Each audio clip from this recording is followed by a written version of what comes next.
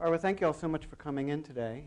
I'm Jim Goldgeier, Dean of the School of International Service, and it's a great pleasure to have you all here and to welcome John Prendergast back to the school. John did his MA here and was also named last year the SIS Alumnus of the Year.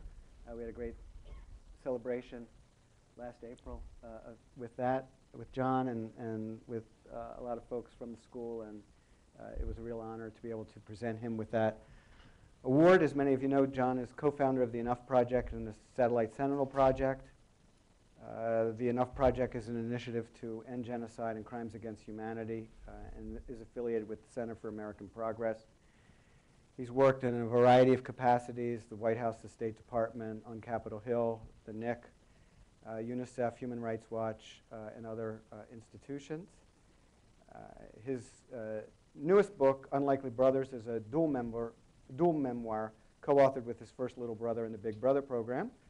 His previous two books were co-authored with Don Cheadle, Not on Our Watch, which was a New York Times bestseller and NAACP Nonfiction Book of the Year, and The Enough Moment, Fighting to End Africa's Worst Human Rights Crimes. If I read the rest of this, we would be taking up our entire time, but we're very proud that John is an alum of the school, and really grateful to him for all the work that he does, particularly in Africa. And I wanted to start by asking you to talk a little bit about, since we have a number of students here and they're thinking about what they're going to do with themselves after they finish, and should they go in the government, should they work in a non-governmental organization? You've worked on these issues, both in the government and outside the government. And what are the pros and cons of trying to tackle these issues from inside and from working on these issues with an NGO? Great start. Thanks for having me. I think they're all pros for both. And I think it's also for those that want to make some kind of a difference on the issues that you care about. Obviously, at SIS, you're probably internationally inclined. But to spend some time, some part of your career inside government, some part of your career potentially in an intergovernmental organization, and some part of your career in non-governmental work, being able to go in and out. Why? Because you get the opportunity to get perspective from inside. When you're outside, you can influence it more effectively. When you come from the outside and you go on the inside, you often have all kinds of skills and experiences that those that have dedicated themselves to being an insider for their career don't have. So that diversity of experience is really valuable. I look back at sort of the chances, the opportunities I've had over the years to be part of things, and it would be really hard if, say, the question is, which one is more, where can you have more influence? Really hard to answer that, because the world and life presents all kinds of different opportunities constantly. It's a kaleidoscope, the whole thing. And I think back to like the 80s and being able to be part of the anti-apartheid movement. We're not too far from this campus. We would get arrested in front of the South African embassy. We were part of groups around the United States and around the world that were boycotting certain products and putting pressure on certain companies. And then years later, getting a chance to work very closely with President Mandela on the Burundi peace process, and him telling Howard Wolpe and me, who were the sort of the U.S. folks working with President Mandela, that the things that the students had done in America and some other countries around the world had given such hope to and solidarity to the people on the front line from South Africa, the South Africans who were changing their own system. I mean, the anti-apartheid movement was first and foremost the South African effort, and then supported by people outside, and then how much that had helped their spirit and the tactics in being able to eventually succeed and bring an end to the heinous system of apartheid. And then, so that was the 80s. And the 90s, I got a chance to be part of the Blood Diamonds movement, where 3 conflicts in West Africa, 3 of the deadliest conflicts in the world at the time, Angola, Sierra Leone, and Liberia, were being fueled by the illicit trade in diamonds, in part fueled by the illicit trade in diamonds. And so having this slow, steady growth of a movement led primarily by students and with non-governmental organizations helping to shape the campaign tactics, ending up creating a system that, for the most part at that time, removed blood diamonds from the international marketplace. Within a couple of years, those 3 wars were extinguished in West Africa. And amazing connectivity between the actions of students here and human suffering halfway around the world in places that most people from countries like ours will never visit, or people they will never meet. And then in this last decade, being a part of a lot of these new movements that have sprung up, I'm sure we'll talk a lot about them, the conflict minerals movement in the Congo, the Save Darfur efforts, which one could argue were a failure because there's still a conflict in Darfur. But certainly those that see things, glasses half full, not half empty, see, and especially if you've been to these displaced camps and refugee camps, there are literally hundreds of thousands, maybe arguably millions of people still alive today that wouldn't otherwise be alive because the government of Sudan never felt it could turn on its worst war tactic that it had used in South Sudan in the war between the North and the South, which is starvation as a tool of war, which is literally just closing down all humanitarian access. The spotlight was so bright because of the Save Darfur efforts, bad naming, all that kind of stuff. We can all get into the critiques of it, Save Darfur. But the idea that it was just, there was so much intensity, light, and heat on this regime that it couldn't just say, you know what, let's just shut the door down and starve these people to death like they did in the South. And look, the numbers in South Sudan, 2.25, 2.5 million people dead. Numbers in Darfur, 300 or 400,000. Same war tactics, except leave one aside, and that one aside was left aside because of the Save Darfur, because of the efforts of people all over the world who said, you know what, genocide or whatever you want to call it, it should not be allowed to happen. And so being outside of government allowed me to be part of those things. But inside, you know, I worked for the White House and State Department consecutively, and during the Clinton administration and a little bit following, and being able to be directly a part of peace processes, where the United States decides, okay, we're gonna get involved in these things and see what we can do to help bring about, help support efforts to bring about peace agreements. You know, I mean, you can't do that from a non-governmental seat, and so being in the middle of peace agreements that were signed, for example, between Ethiopia and Eritrea, and the Burundi one that was negotiated by President Mandela and others, I mean, that was just like, those were extraordinary. Those are probably the experiences that I'll remember as I'm sort of,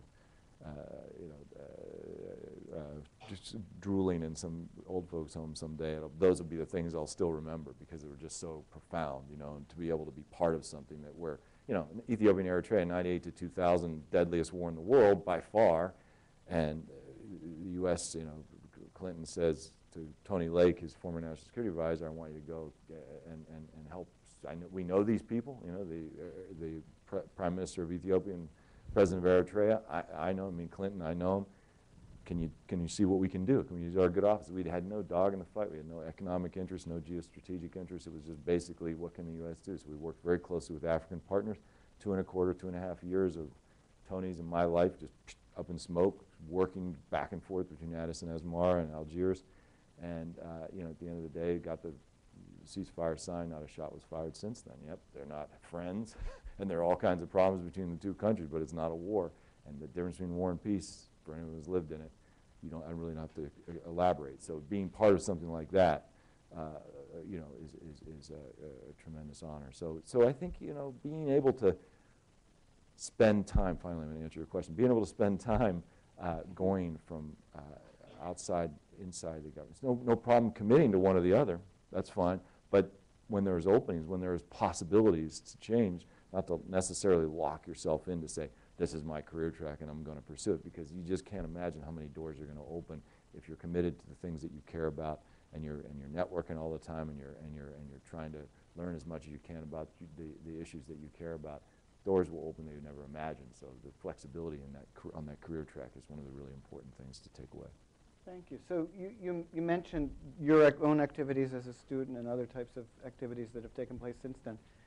We currently have a group on campus, Empower Congo. I'm not sure if any of the folks are here from, yes, right.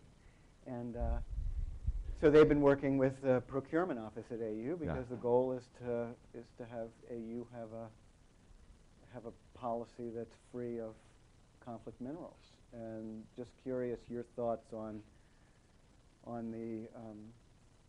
the significance of that effort and what that is about, and whether or not we're seeing this at other universities to the same extent that we saw some of these movements previously. You know, when I was a student, I also participated in efforts to get my university to divest from companies that were doing business in South Africa. I knew we liked each other for a reason. When the students from Empower Congo came to see me, I told them I was very you know, sympathetic to what they were trying to do, having been part of something like that myself, and just curious your thoughts on that particular movement and what's happening there. Sure. Well, I mean, you know, from a purely humanitarian standpoint, there really is no remote equal to Congo, the Democratic Republic of the Congo, Central Africa. 5.25 maybe million people. You know, these are wild estimates, the best estimates that could be made by epidemiologists and others who have looked at it. 5.25 million dead since mid-90s in the context of the war. And the war has evolved. It's a very complex story, but to dramatically oversimplify it, and then if people want to talk more about it, we'd love to.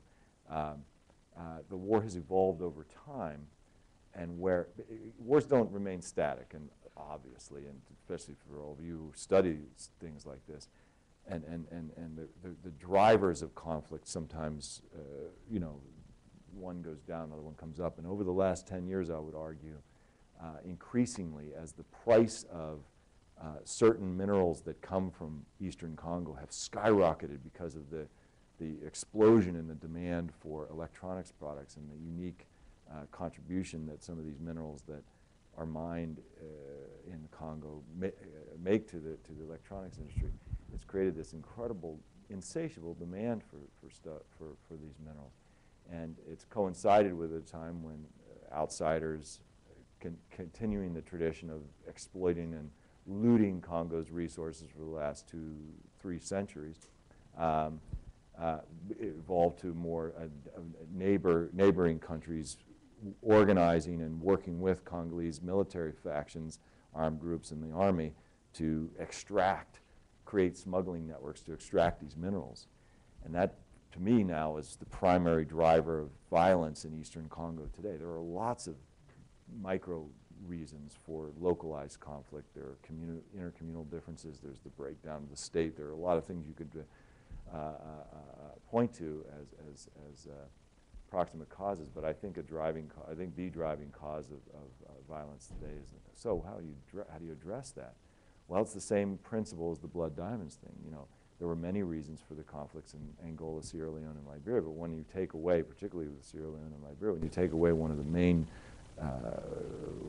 logic frameworks of the war, which was the commercial imperative to violently and illegally extract these diamonds to fuel your criminal enterprises that were also wrapped up in the political arena.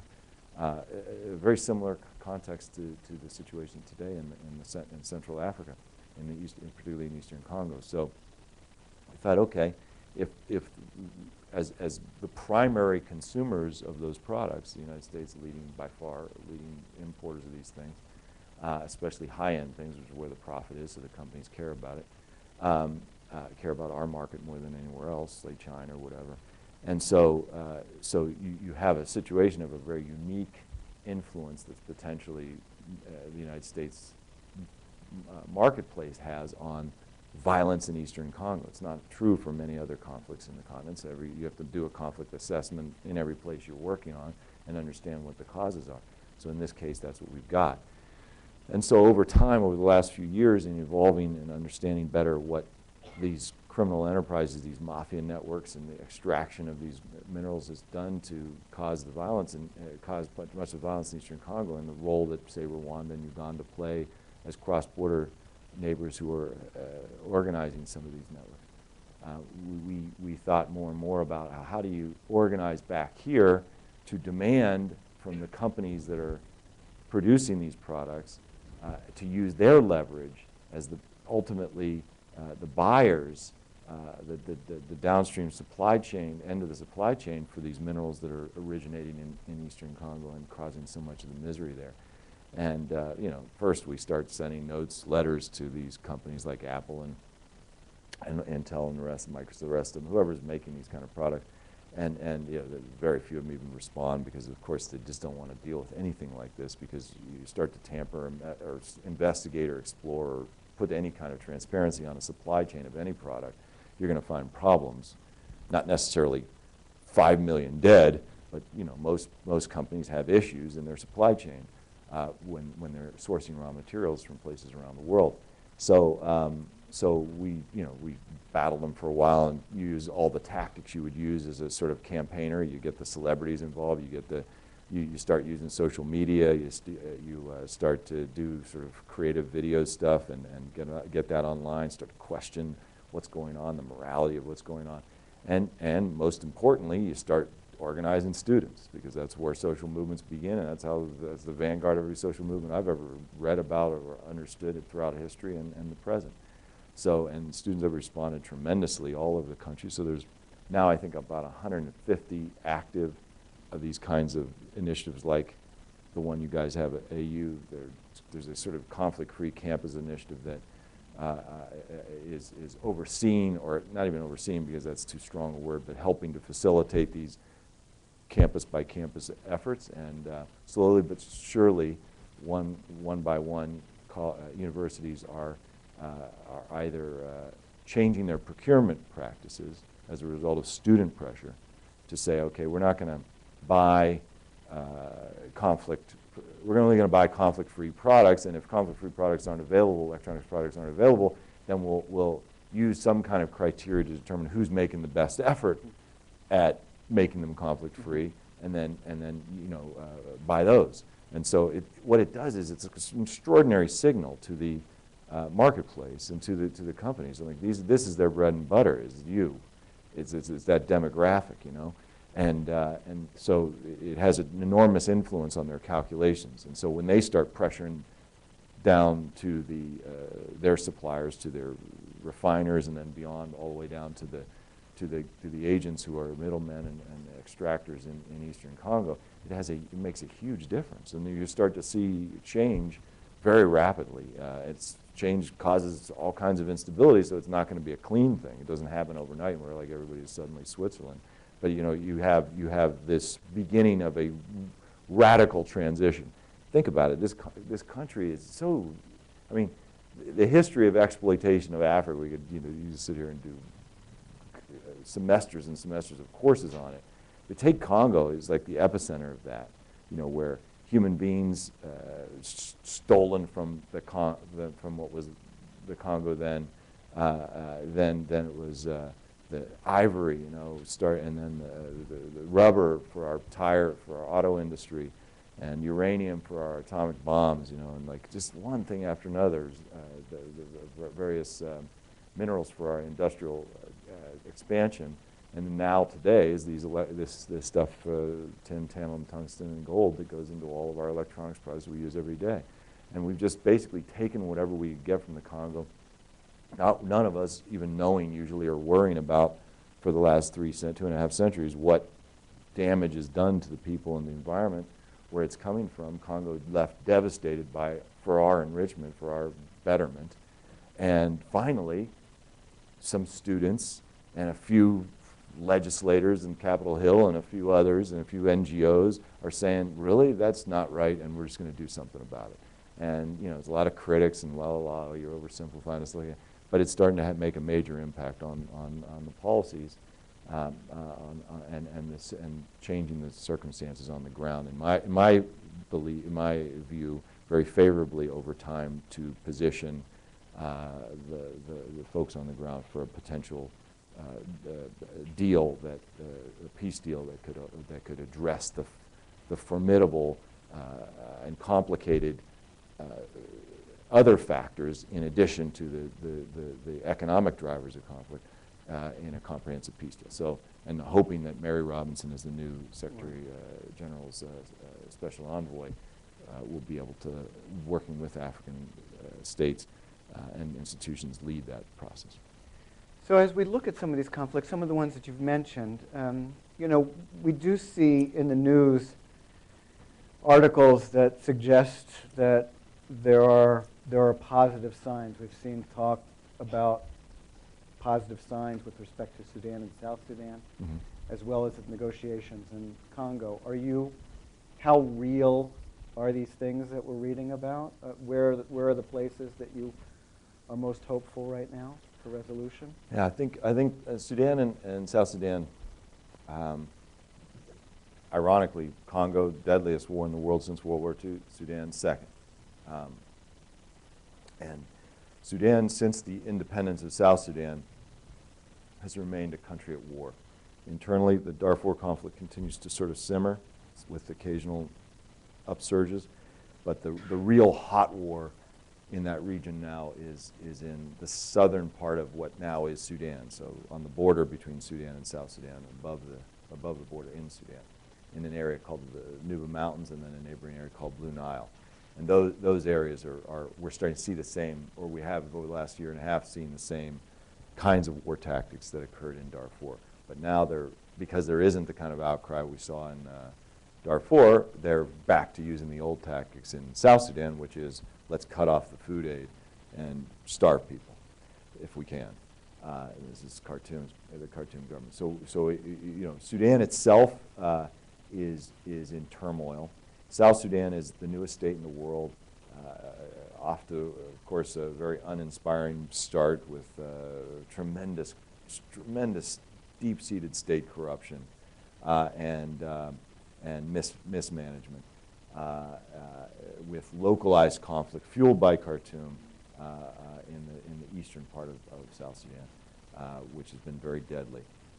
And so it has had a fairly formidable challenge. And it remains, as most states that are born out of war, very fixated on the conflict dynamics from which it sprang. So it remains, its entire sort of rhetoric and policy is focused on the threat posed by Sudan. And so you've got this constant game of chicken played between Sudan and South Sudan, where they're riding, you know, directly at each other every few months, threatening that the war is about to begin, and you know, deploying forces right along in very provocative ways, sometimes actually taking action, military actions, localized and quick. So this kind of thing is just, this dance has been ongoing. Neither one really wants to go back to full-scale war, which is absolutely devastating for both countries. But both as semi-authoritarian, well, South Sudan is a semi-authoritarian state, so it could go either way, and Sudan is a full-blown, one of the biggest, you know, sort of most entrenched dictatorships in Africa, both of which don't, you know, that's the way they're going to rule, is to create some enemy and then, like, you know, spend all the time talking about how that enemy is at the gates, you know. And so, which begs the issue of, like, we have all these peace processes, and Thabo Mbeki's process is the latest one, which, you know, is attempts to try to bring the South Sudanese and the Sudanese together around a number of issues, but not the governance issue. Like, they're not touching the fundamental, back to the thing I was saying in the Congo. If you don't deal with the economic drivers of violence in Congo, you're not going to deal with the war. So they've had a million peace processes and not one iota effect on the violence on the ground, because they never dealt with the economic stuff, because it was us that's fueling it by our demand, and don't address the demand. Well, how are you going to affect it? So now finally we're starting to get that link, and it's going to have an impact, you'll see. In South Sudan and Sudan, particularly with respect to Sudan, because it's still the same dynamic that's gone on for 30 years, is this government at the center, you know, composed of a very, very narrow ruling clique of folks from one particular area, control all the power and wealth of the country, and there's considerable wealth because of the oil, and they just cut everyone else out, and not only cut them out, but really, really go after them, any independent voices. So you have this dynamic of conflict with the entire periphery of Sudan, battling at one time or another with the center. No reform, no process, and none of the peace process is even touching the question of, so what's the long-term way, how are you going to deal with the transition to some more inclusive governing arrangement that allows people to solve their problems through political processes and adjudicate them rather than through the barrel of a gun.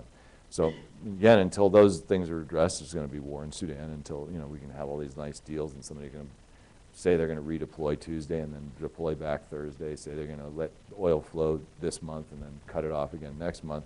But until there's some reduction of the authoritarian construct in Khartoum, I don't see how peace will come to that region. And I'm just going to ask one more question, then I'm going to open it up to you guys. And I wanted to just ask you a question based on a very interesting article I read yesterday in the Washington Post that was written by Professor Bosco, hiding in the back. Professor Bosco is writing a book on the International Criminal Court, and he had a piece in yesterday's Post looking at the fact that the ICC has been very good at bringing cases against African leaders and has not had an impact on other parts of the world, and arguing that it's an international institution that's not going to go about upsetting the Americans, the Chinese, and the Russians, and so a number of conflicts and a number of leaders who could be charged are going to be left alone, while the focus is on Africa, because Africa doesn't have the wherewithal to fight back. And so just curious, I know you've been traveling, so you didn't see the piece, but just curious your thoughts on that, and the relationship between the ICC and countries in Africa, and what your sense is of the feeling in Africa about this intense focus from that particular international body on Africa and not on anybody else. Yeah, as a traveler, I still subscribe to the physical Post. I'm an old-timer, so I got that sucker. I know I'm going to read it. It's like at the top of my pile, which are now, it's a bit little Hoarders-esque in my, but anyways, it's there, and it's one of the next things to read. But by the summary, it's right on. It's very clear why this has evolved this way. When the treaty, when the process of the creation of the ICC was being negotiated, the Africans were very enthusiastic participants in the negotiations, and saw, for many reasons, the upside of this court if utilized properly. And then once it came into effect, 2002, you saw early on certain African states quickly taking advantage of it. President Museveni in Uganda saying, look, I got this large distance army, I have no real capacity to try the crimes as monumental as that which Joseph Kony and these people have perpetrated, so I'm just going to refer this, because the only way you can get the ICC going on bringing specific cases is if the country in question refers the case, or if the United Nations Security Council authorizes the ICC to pursue the case.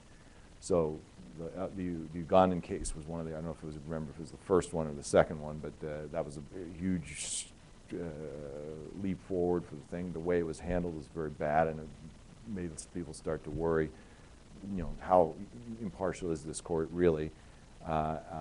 Is the victor's justice, that kind of thing. But then, of course, the Congolese government saw some of these warlords operating in northeast Congo and in the Ituri region as, again, people they couldn't really,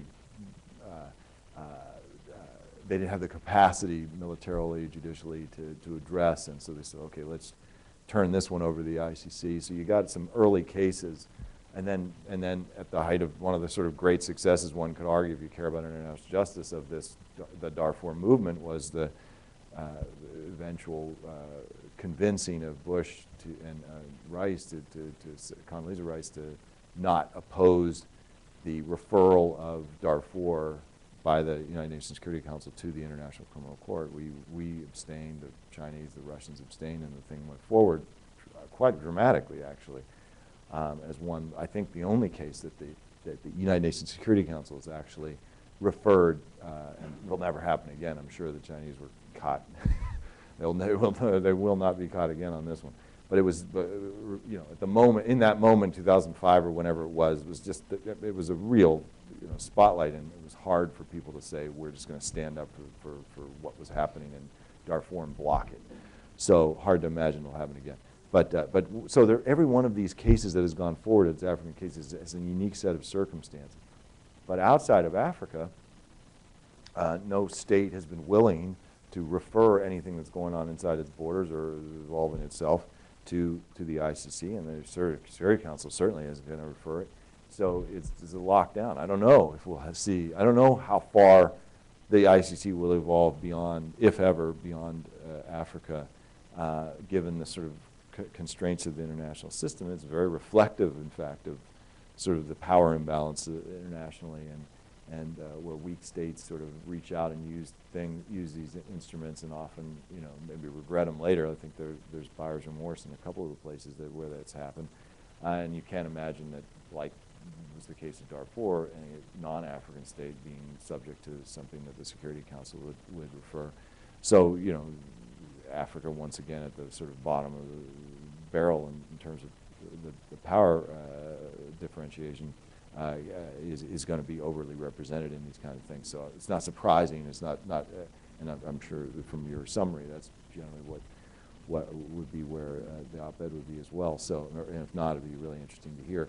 So, but I view that ICC is one. It's a terribly imperfect instrument, but it's a start on dealing with the issue of accountability in the context of mass conflict in terms of crimes against humanity. We hadn't had anything like that. It had been all very ad hoc. Criminal Tribunal for Rwanda, Yugoslavia, the mixed court in Sierra Leone, in Cambodia, and of course the Nuremberg. So you just have these different little things that, again, only when there's some very unique circumstance. So ICC helped start to even equal, and every once in a while something crazy happens, like Bosco Ntaganda walks into the U.S. Embassy, and here's one of the guys that, probably ranks in the top 5, top 10 in human rights abuses in the world, and now he's going to be tried in The Hague. It's a start. So slowly, the wheels grind as slow as they possibly can for international justice, but there is some forward movement. So again, it's the half empty, half full thing. I mean, I think there's still definitely a tremendous amount of work to be done, but it's starting to move in the right direction. Great. Well, let's open it up, and you guys have been very patient. I appreciate your patience. And we have a mic there. So if you have a question, if you could just say who you are, what your connection is to American University. We can start over here with our good friend, Reverend Joe Eldridge. John. The voice of God. He thought he was only a reverend. This university, to its credit, has created a social responsibility project team. The Empower Congo students made a presentation to this body in advocating for the university to move away from procurement of electronics that are made with conflict minerals. The issue has been, you mentioned, we would all like to live in a world where we had some certainty that our cell phone did not have in it the minerals that were conflict minerals. Here's the issue: is is it possible? Do you think it's possible, to set up an international code of conduct that is transparent, enforceable, with the capacity to do the auditing required to give some certainty to consumers that in fact these products are either not made with conflict minerals or favoring the companies. There are some decent companies in Eastern Congo, mining companies, that are trying to do it right, I think, correct? Yes. So, so how do we make this? I'm thinking about the Fair Labor Association. Some of this, which I think has had some success. You mentioned the complexity of the supply chain. I certainly agree. But is do you think there's any possibility of really moving toward a greater capacity, international capacity, to create a code of conduct on conflict minerals? Yes, I think the answer is definitely yes, and unfortunately, it isn't as linear as I hoped it would be, because there's 4 different minerals involved, and it was much easier in retrospect how the Kimberley process came together for blood diamonds eventually than what exists here for these 4 with all their different companies that are involved in different industries, because it's not just, they're not just, sadly, if it was only electronics companies we have to deal with, that also might, but you know, airplane engines and your blender. I'm a smoothie guy, so that's my frame of reference. Everybody has their own favorite electronic product. That's mine.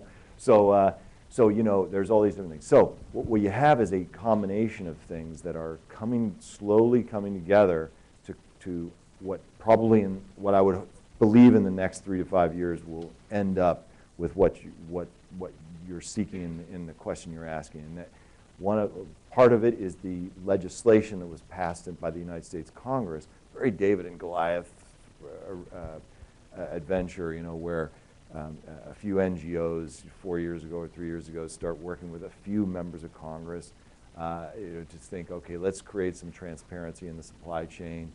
The Chamber of Commerce and National Association of Manufacturers and all these individual companies get wind of it, and they start spending millions, literally, and there's no exaggeration, look it up in Congressional Quarter, millions of dollars to stamp this little legislative effort out. We start, you know, again, student groups all over the United States, faith-based groups working diligently on their members, members of Congress and senators, to take a stand for principle on this one, and the legislation miraculously passes House and Senate as a rider to the Wall Street Reform Bill, and then for the next 2 years, the last 2 years, is battle it out so as every bill that passes in the U.S. government has to then be assigned to an executive branch agency to create the regulations to implement it. So it was sent to the Security and Exchange Commission over the last 2 years. These companies and association, National Association of Manufacturers, Chamber of Commerce, they've all been, you know, now spending even more money trying to stop it. And eventually the Security and Exchange Commission puts out the regulations immediately. The Chamber of Commerce sues the U.S. government for these regulations. So it's that, you know, it's just you're inching forward to create the level of transparency that ought to exist for anyone who's selling products in the United States on anything, much less the things that actually help to drive some of the worst violence in the world. So that's one piece of it, is the U.S. infrastructure, which basically requires any company that wants to sell their products here in the United States, whatever they are, if they include these 4 minerals, anything tin, tantalum, tungsten, or gold, they got to say where their stuff is, where these minerals are coming from, and if any of them are coming from Central Africa, they got to show what they're doing to make sure that it's not. So this is all going to create an incredible profit incentive for people to clean up on the ground, because they can't sell anymore to the old vultures.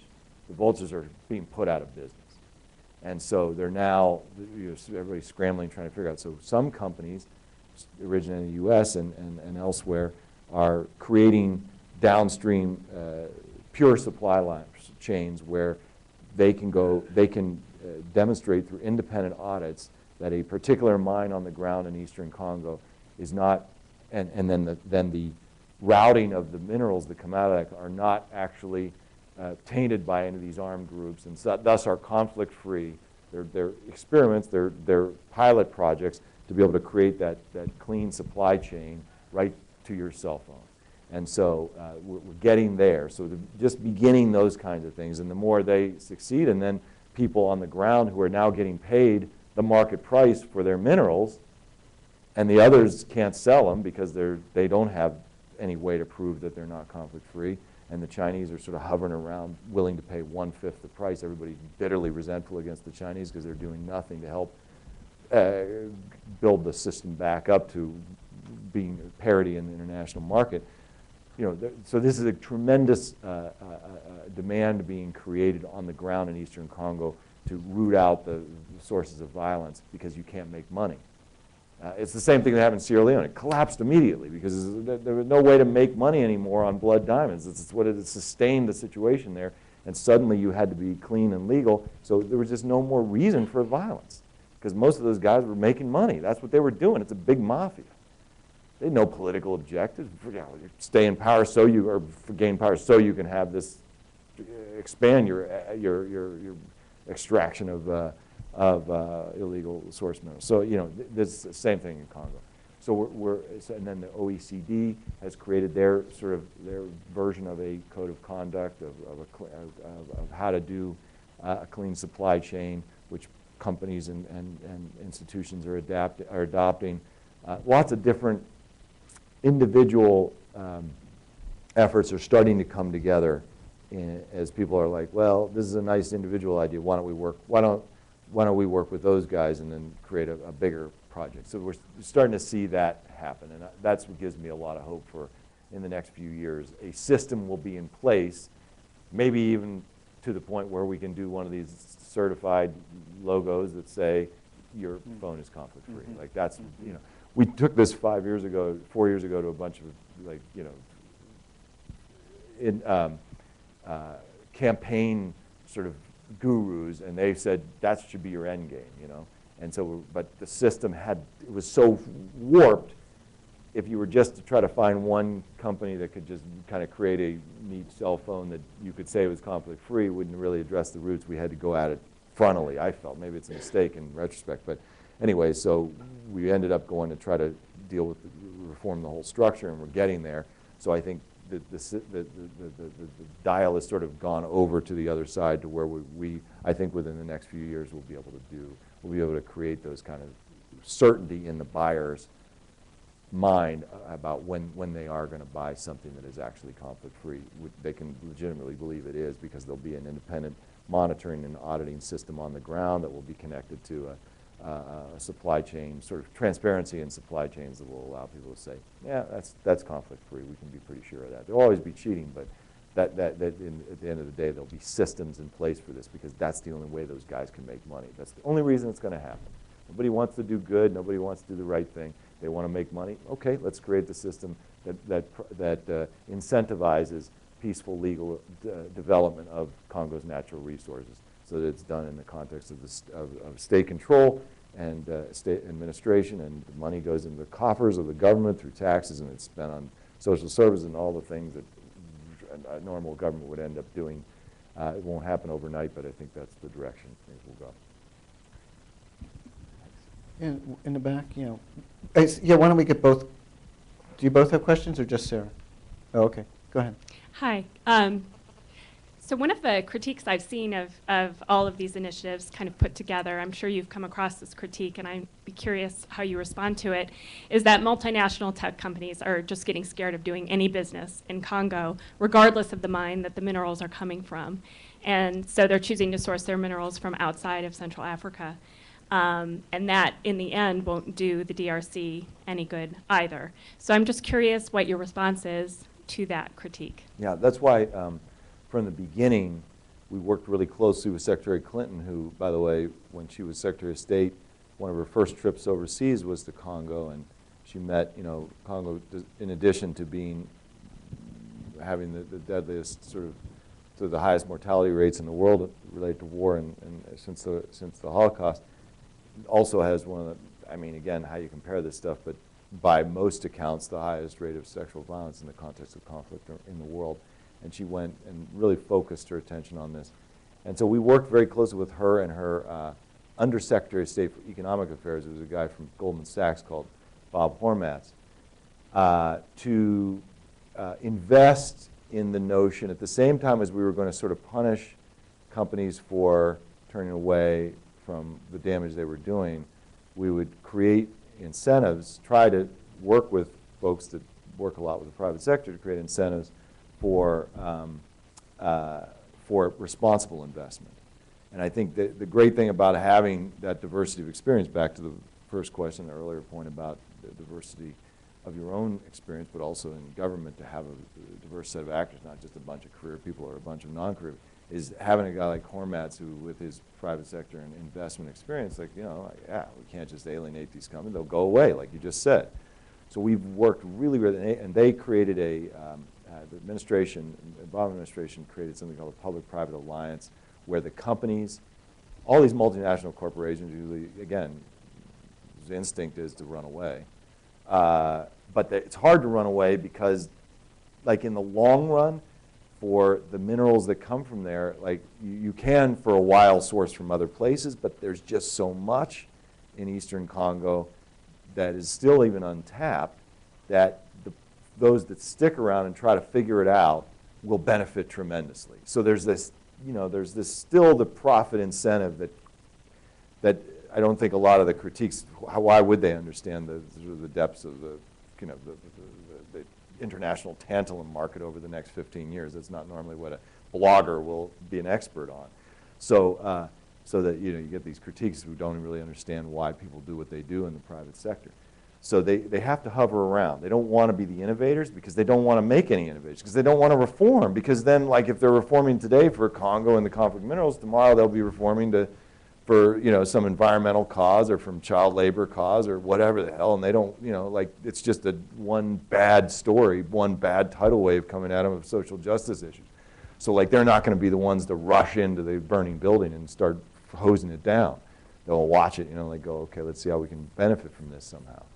And so, so the PPA, this public-private alliance, has brought together all the major companies, in anyone who's really importing in a major way these kinds of minerals in their products. So it's electronics, but it's also a lot of other things, industrial products. And trying to figure out, so what would responsible investment look like? So you start to see, and then there are trade associations, again, who they don't want to change. So the International Tin Association, or whatever they call themselves, they were the harshest attackers against this early on. Now they're trying to figure out how to, okay, the law's passed, darn it, we don't like it. With one arm, we'll fight it tooth and nail. We'll spend all kinds of money trying to knock it down, legally challenge it, undermine it. But with the other hand, let's not be stupid and put all our eggs in that basket. Let's start figuring out how to benefit from it, and so to create conflict-free production lines. It isn't going to be overnight. It's going to be hard because you're going into places that are really complicated, and maybe, again, to the blogging attackers, more complicated because they don't understand it all. But if you invest time and energy in it, you actually can learn about who's who and how you actually could alter the incentives for folks to be able to benefit from the situation on the ground. So everyone benefits, not just us, at the end of the chain, who get to use these kinds of products. So part of it has been in responsible investment, and that's just beginning. Like, there's a lot of initiatives now that it's becoming almost inevitable that the tide has turned. People are starting to figure out, okay, how can we benefit from this? But we got to do it in a way that's meets all these new criteria. It's just part of the game. The rules of the game have changed. Now we got to respond to it. The other way that we've worked really hard with USAID, with DFID, and with the World Bank and others is to put as much money, and this is not a good time for that, much money as possible into alternative livelihood development. So here's this place that people are it's like California, in the gold rush. This it was incredibly fertile places in Eastern Congo and the world. And very few people are farming for any kind of commercial consideration, because they're just drawn to the quick buck of the mining. So putting money into commercially viable, not just only for export, but for local and regional markets, food and non-food production, and for better investment in food security and locally consumed products as well. So that at least has been part of this overall movement. The bloggers never mentioned that, interestingly, but we've focused a great deal of the advocacy effort on, just like, say, when the auto industry, is in major transition, a lot of auto workers get thrown out of work, and then they got to have, it's the same thing. People are they're going to, when you're making a major adjustment, an alteration in the way something is done, people are going to lose. Some people win, some people will lose, and there's short-term losers. Economic losers are myriad in this situation, where people, what pennies they were getting, when they don't get those pennies anymore, it's even worse. Like, it was a horribly exploitative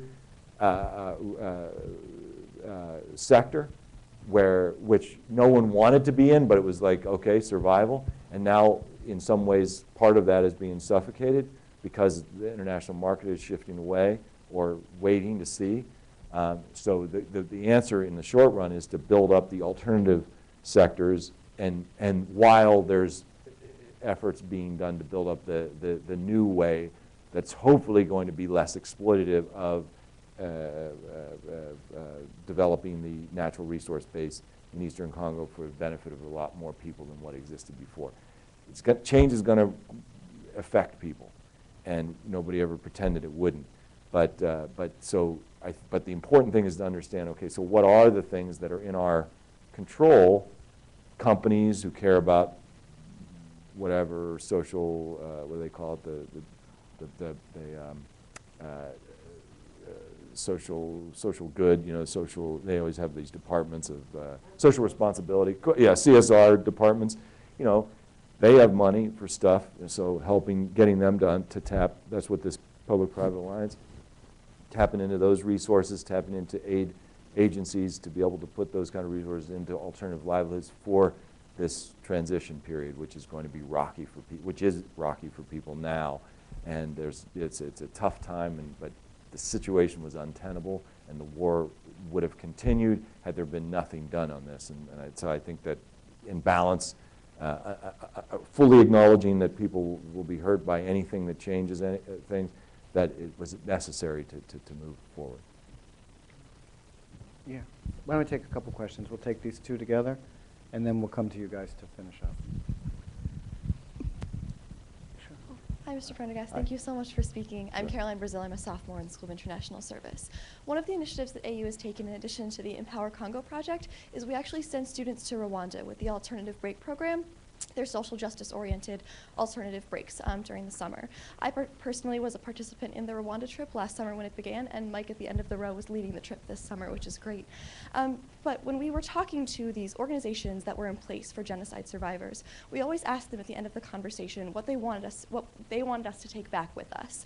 And what they always told us was that you need to tell people what happened here in 1994. But you also need to tell them that the country is moving forward. And we saw a lot of projects that were trying to balance that moving forward with understanding what happened without trying to incite any under-the-surface tensions. So I'm curious as to, in your travels, what kind of projects you have seen to that effect, and what, in your opinion, makes them particularly successful? In Rwanda. Great. Yeah, that'd be great. And then let's take this one, and then we'll turn to John. Hello, I'm Michael Kinzer. I'm a sophomore in SIS, and I'm actually co-president of the club in Empower Congo. So thank you for talking about it so kindly. And I thank you for talking about the power of student activism. That's, I mean, as you guys have said, it's an important thing. But aside from, as students, we're also academics. What is the role of academia in providing, well, shedding light on these issues, and what is the role of academia in resolving these issues as well? Thank you. Great, good questions. All right. So, you know, for many reasons, Rwanda might be the most perplexing, fascinating country in the world. You have, on the one hand, an absolutely miraculous rebound from '94. I mean, there's just simply, I use this word miraculous, it's not lightly. To be able to come from where it came, and to have the economic growth rates that it has, to have largely social harmony and peace that exists there, and the kind of innovative public health and education and other kind of things where you're seeing folks who are doing development, innovative development around the world say they're doing it the best of any other place in the world. To have a leadership that has the discipline of doing 15 or 20-year economic plans and then like actually implementing them. It's just crazy. It's fantastic. Like, so it's like a dream for many people who focus on the development side of the equation. it's not the whole story, you know, sadly. If it was, it would just be the greatest good news story of the 20th century. Politically, you have the complication of a highly, highly overly sensitive administration or regime in Kigali that is acutely aware of the demographics of its rule, representing a very small minority of the country, and their unwillingness to let go of the sort of white-knuckle control of power of all of the institutions. And any independent voices in the country have learned the hard way there is no room. And they're outcast, imprisoned, assassinated, and cast out of the country, depending on what the person's done. And so they're the deeply troubled political system with no real sort of prospect for altering that, because the die has been cast in effect for the RPF, and this is the way they're going to rule. And anyone who's tried to challenge that has said, let's at least allow for some level of freedom of association and speech for those that have a different view of how the country might be governed, or just no room. So, but that's not even the worst thing. Then, you know, what's happened across the border in Congo, Rwanda's economic growth miracle has in part been financed and fueled by these smuggling networks. And I was wondering if you could talk about that, and how do we best, go, push forward from that, from the activist side or from the government side? Is that supporting the SRF? Is that supporting the New Dawn Charter? Why is the U.S. government not really talking about that? Why is the international community not talking about that? And in the DRC, like, what would that look like? And best practices for future, situations, but also specifically in Sudan. Thanks. Okay, great. Boy, this is going to be a very big challenge you have set up here, but I'll try my best. I'm settling in, don't worry.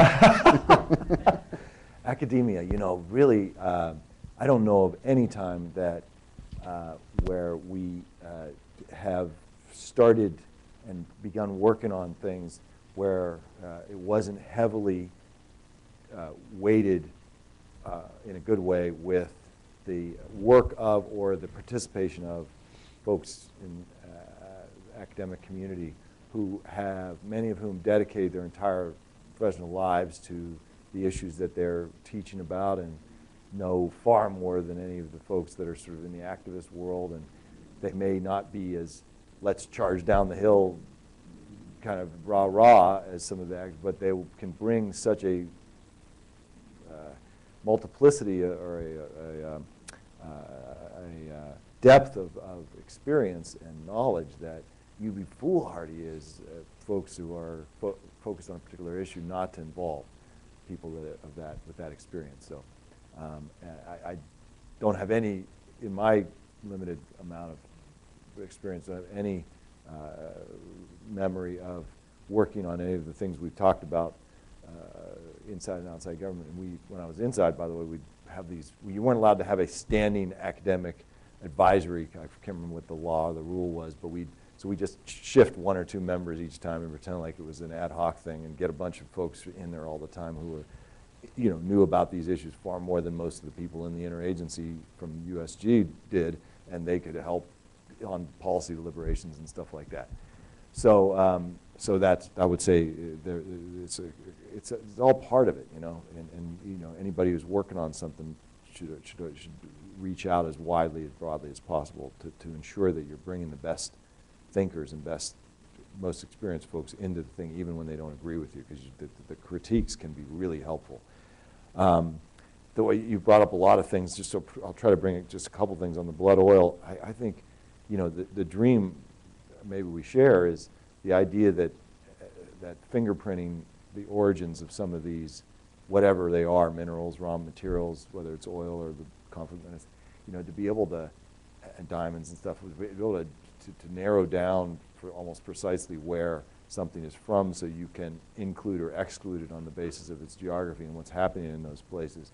Again, they'll be cheating, but it'll sure reduce it dramatically. And I think my bigger dream is like someday, 10, 20 years from now, you're able to walk in with your telephone or whatever thing we're using at that point, and you walk into the store of whatever store it is, and you touch the product, and you just, here's where it's coming from, and here's who it's hurting, and somebody is impartially sort of telling you, and you can make that, it's much cheaper than this one over here that isn't hurting as many people, so you know what, the hell with those people, I'm going to buy this product. Or you're like, yeah, I don't want to hurt those folks, so I'm going to buy this one. You know what I mean? So I think, we're moving in a direction through all these disparate movements of trying to focus more and more attention on where things come from and how incredibly injurious those processes can be to the earth and to the people who live there. And so the more there is this kind of level of accountability and then choice giving to the consumer.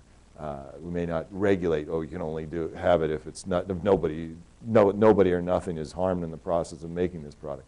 They'll never do that, but at least more transparency is going to be, I think, key for consumers. But there's a lot more to say about that, obviously. But I do want to say one point about you had mentioned that the demand for these minerals is not in the U.S. and Europe anymore. I mean, where the cutting edge of it, because the bulk of it, because the level of cell phone use is accelerating more rapidly in Africa than any other continent, and that kind of thing. True in absolute numbers, but the high-end market where Apple and all these other companies make their money is in the more complicated products. The more higher-end products is where their profit margins are. It's where they get the bulk of their profits. So no matter if the U.S. market was stagnant or declining, which it isn't, they would still be obsessed with this market more than anywhere else, particularly this demographic, because of that factor. People are buying the phones they're buying in the countries we visit, in Africa, for the most part, are the lowest end, cheapest, and can knock them off from, and sell them from the assembly line, and require no innovation and don't reflect any of the innovation that is sweeping through the industry and constantly updating itself. So I do think that the reason why these companies have hopped to so quickly and have fought it so harshly, especially the American-based companies, is this is where they have to sell to make their serious profit margins. There's a great point about the social media and social movements. Again, this would be something we could talk about for a long, long time, but I do think that, yes, it's becoming, maybe this is what you're saying, but one could potentially summarize it and say it's becoming a little more superficial, that often people who are organizing on the basis of an issue and using social media, Twitter and Facebook and other things, one could, from the outside, look at that and say, well, many of those people that are participating in signing these petitions and doing all this kind of stuff may not know much, if anything, about some of these issues. Look at the great example that has been dissected as many ways as it possibly can be, the post-Coney 2012 phenomenon. But at the end of the day, people have time and energy to do what they can, and a lot of people have only enough time and interest and energy to say, I don't like injustice. This particular thing really bugs me. I'm not going to sell all my possessions and go follow somebody who works on this thing, but I'm going to, when I get my chance, when I get the email that says I got to write this letter or sign this thing or whatever, they're going to do that. And if the critic would look at that person and go, well, that's not an informed constituency, I think you could conclude that. But what I think a lot of groups do in this sort of age of social media is they provide lots of options for especially young people. So if you're going to get involved, and so you hear something bad is happening, you get the summary, okay, I'm going to sign this petition or whatever you're going to do. You want to learn more, go there, go here. And then some people do and some people don't, and they get to go down the rabbit holes that they choose to go down. And the more interesting you can make those rabbit holes, the more they'll go down them. So I've never been sort of one of those that says, we don't, not enough people are caring about this stuff. Or I'm like, well, we got to just make our stuff more interesting because there's a lot of things out there and people are really busy, and if we don't really make it interesting, they're not going to. So, and the news media ain't going to help for the most part, because they're not covering it, or when they do, it's so, especially the major news media is so superficial and brief. So, it falls upon a lot of these non-governmental organizations, I think, to be able to educate the publics about these various issues that we all might care about. And so it's really incumbent upon them to create interesting avenues for people to learn about things, because again, they're just not going to learn about it through school, or elementary or high school, or through the mass media, the media. So anyways, there's way more to say about that, but I did want to make the one point, which is that this is a time when you look back to our sort of shared experiences in anti-apartheid stuff, or Blood Diamonds, and people, those that were, getting arrested or on the picket line or doing stuff, they might have really spent a lot of time trying to figure it out. There was no, there's no emails by that time. We were just, you'd learn as much as you can. You'd go into the library and go to what do they call it, the card catalog, and you'd find, like, you go through this, people are probably like, what is he talking about? You go, oh, you get the number, and then you go, like, hope that when you go into 2 stories away to find the book, maybe it was still there, or maybe somebody hadn't taken it or stolen it or whatever. And so, 50% chance. And now, you just can get it like this and learn so quickly. And so by creating these, so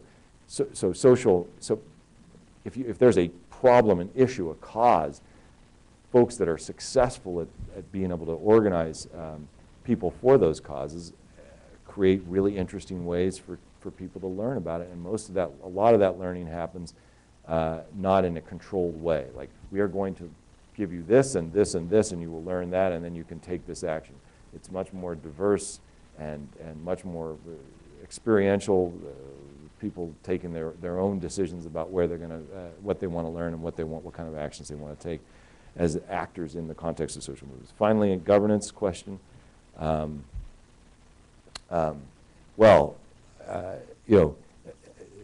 the end of the day, I would say that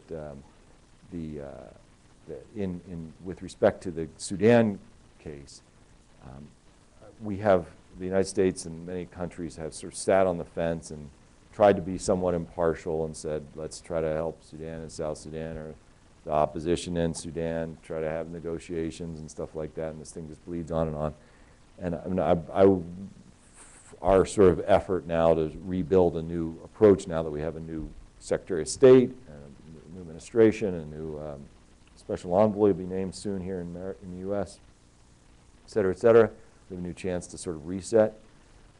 We want to focus much more, the U.S. effort at least, on understanding better the dynamics of the opposition and civil society and the rebel movements, and figuring out how we can be much more helpful in building the capacity of the opposition and civil society in staking out the next steps of the change that inevitably will occur in Sudan. No dictatorship lasts forever, so how will the change occur, and how can those people be more? And we should be on their side, in my view.